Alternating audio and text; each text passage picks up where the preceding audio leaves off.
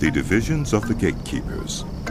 From the Korahites, Meshelemiah, son of Kori, one of the sons of Asaph. Meshelemiah had sons: Zechariah the firstborn, Jediael the second, Zebadiah the third, Jathniel the fourth, Elam the fifth, Jehohanan the sixth, and Eliehoenai the seventh.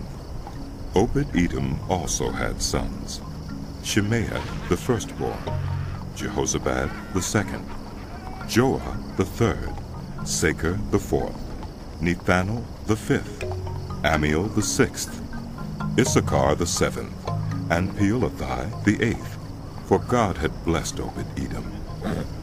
Obed-Edom's son Shemaiah also had sons who were leaders in their father's family, because they were very capable men.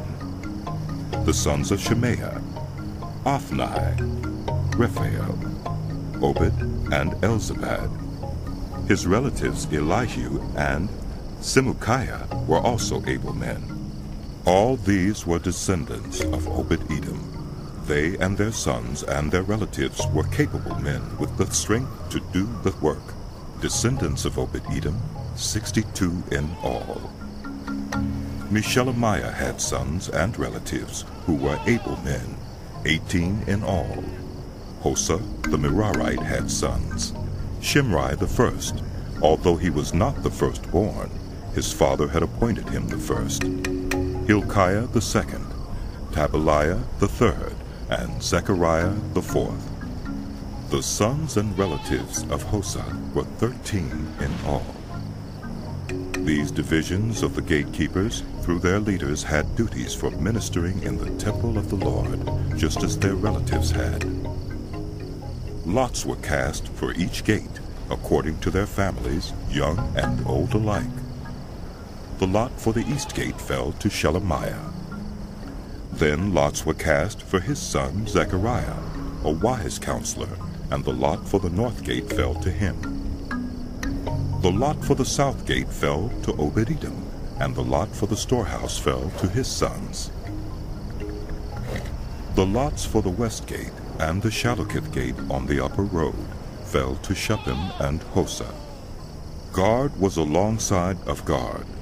There were 6 Levites a day on the east, 4 a day on the north, 4 a day on the south, and 2 at a time at the storehouse.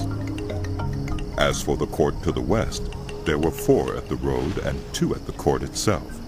These were the divisions of the gatekeepers who were descendants of Korah and Merari. Their fellow Levites were in charge of the treasuries of the house of God and the treasuries for the dedicated things.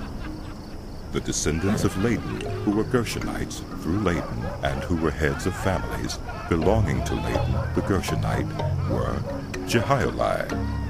The sons of Jehioeli: Zetham and his brother Joel. They were in charge of the treasuries of the temple of the Lord.